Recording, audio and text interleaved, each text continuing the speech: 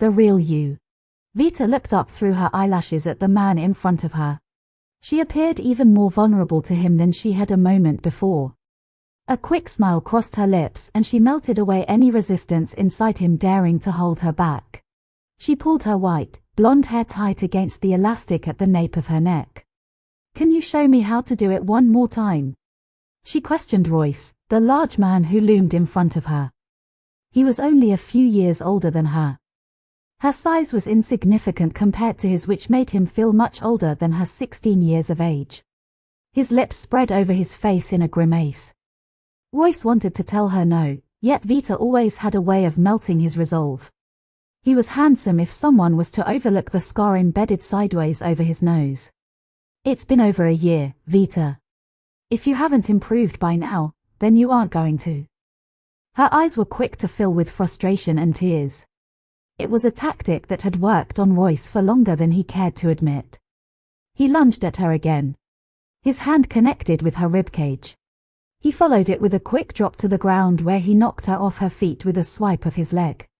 She landed in the dirt with a soft thud and he questioned himself with why he had let this girl talk him into this. Vita beamed at him with white teeth. She wiped at her cheek with a small dirty hand, marring its paleness with a streak of dust. Her deep blue eyes peered at him with gratitude. It twisted his gut with emotions he knew had no place inside him. He worked to shove them back down along with the sudden urge to take his thumb and dust the dirt from her face. His only security was in one single state of being, emptiness. "I can move faster this time, let's do it again." They continued for over an hour. He would strike at her, but she was a small girl, weak and unable to move quick enough to dodge his advances. Vita was sweating and shaking, covered in dirt with red marks on her skin he was sure would turn to bruises. Behind her small frame the sun casted lingering rays on her hair in golden kisses. Before long, it would threaten to disappear behind the trees altogether. "Vita, go home. I'm sure your father gets worried when you are out like this.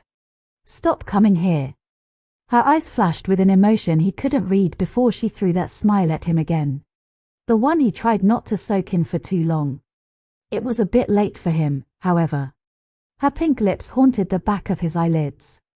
Vita bowed her head to him in a polite manner to hide her wicked grin. "I'll see you again in a few days. I mean it this time. It isn't safe here. The man I work for isn't a kind man." Royce's lips twisted into a dangerous smile. His voice lowered with a clear warning. "Don't be here when he gets home from his travels. Why do you stay here? You have disgust written all over your face, Roy." She shifted her weight from one foot to the other, yet her eyes pierced right through him with their steady gaze.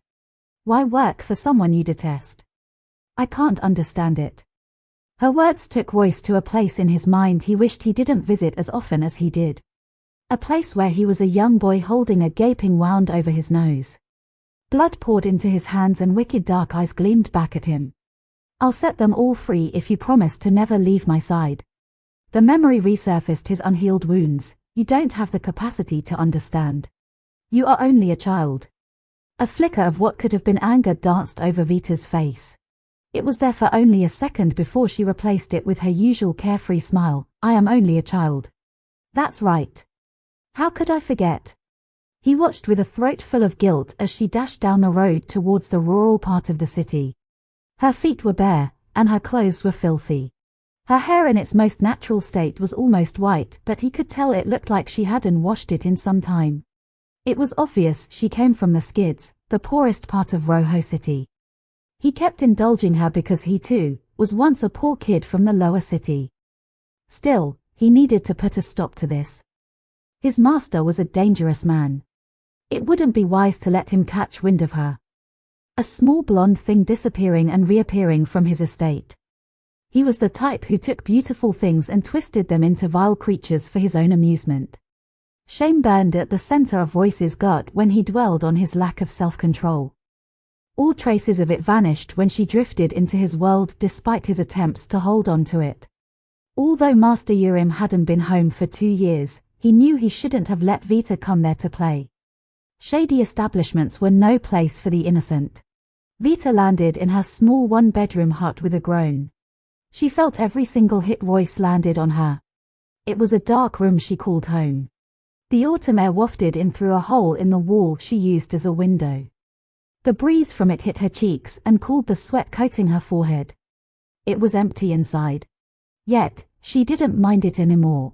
Her only security was in one state of being: emptiness. "Father, I'm home," she called in a soft voice. She laughed and it filled her ears with a bitter sound. She knew her father would never be home to greet her again. It used to fill her with sorrow, but now it only filled her with a quiet and steady rage. She considered the hollowness in her chest and found herself in wonder. What did other girls have inside of theirs? If her heart still beat against her ribcage, she would surely be a child then, wouldn't she? The one voice thought her to be. Full of innocence, a girl who played outside until dark and laughed at silly boys. Yet, Vita knew better. Behind her beautiful smile and long eyelashes, a vile creature existed. What childhood she might have had was buried in the ground along with her father. The only thing left of her was the monster she had become. She took the knives next to her bed and threw them at a makeshift bullseye painted on the wall opposite from her. One after another they sang through the air with reticent whispers and hit the center circle with a crack. She let another sing and winced at the pain from the beating she took earlier in the day. She was grateful to the wounds Royce left on her body. They were reminders she could feel something, anything. Even if it was only from the outside. Inside she felt nothing at all. She reminded herself how Yiram would be home soon. She longed for it as she closed her eyes to images she couldn't wash away. "If you are going to borrow money, shouldn't you have a way to pay me back, old man?" A man with dark eyes and even darker hair peered at her father. They were the eyes of a demon named Yiram. That one should do. He lifted a finger to Vita's older sister Tara. "No," screamed Vita. "Please, Daddy. Don't let him take her."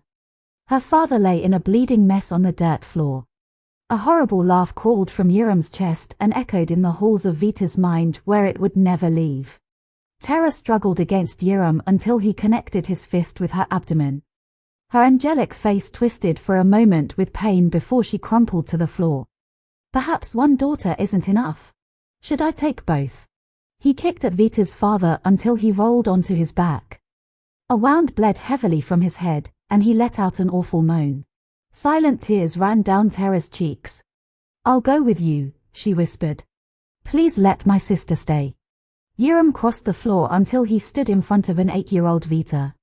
He dropped to a squat in front of her and grabbed a fistful of hair until she faced him at eye level. "Well, I guess you can't always have two diamonds in the rough, can you, old man? What an ugly girl you are," he spat at Vita's face. Vita felt the chill of his voice enter inside her.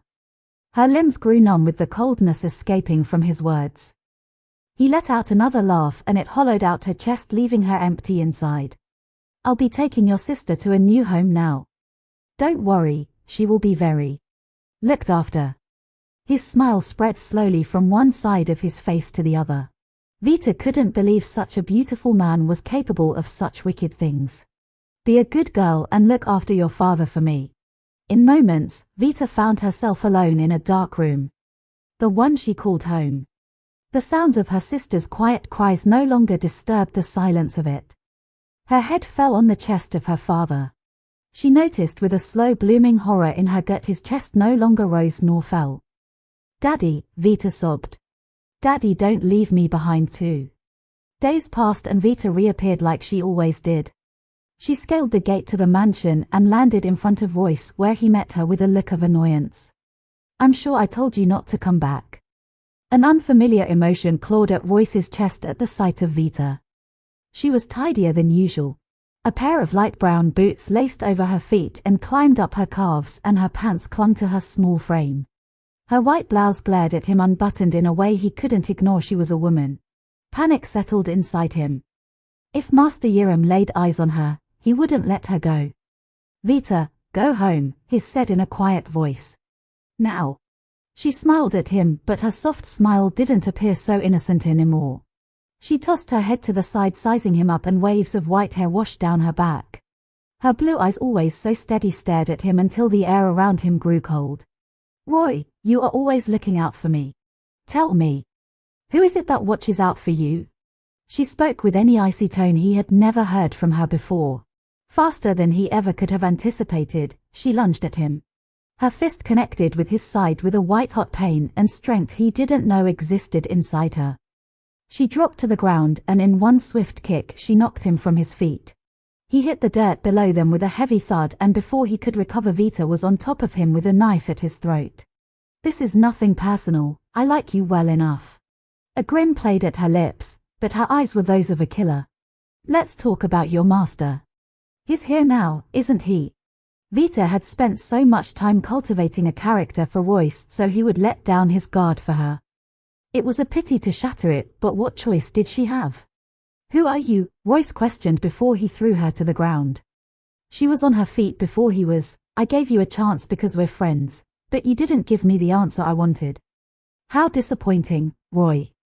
Vita's knife disappeared into Royce's stomach in a quick, clean movement. He coughed and the taste of rust filled his mouth. He let out a wet laugh and stared in shock at the girl before him. His blood stained her white shirt, and for a moment he was sure he saw the pain he felt reflected in her eyes. "Vita, you vixen. You've been holding out on me all this time." He knew it then, how it didn't matter at all the way he tried to keep his feelings in check. He loved her.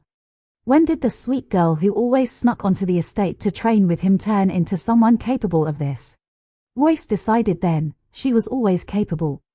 He was just too stupid to see her for who she was. He let her innocent facade blind him.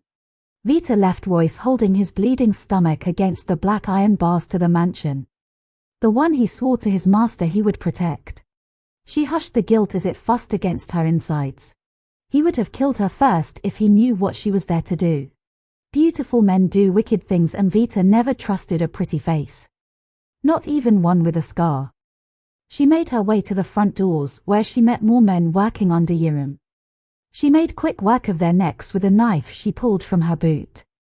She allowed herself satisfaction at their looks of confusion. How could something so small do so much damage? Vita believed in using her own weaknesses to her advantage. It didn't take long for her to work her way through the bottom half of the mansion. She found herself walking up what felt like an endless spiral of stairs. She thought this moment would bring something other than hollowness inside. It didn't. The man responsible for all Vita's nightmares stood on the other side of a pair of heavy wooden doors.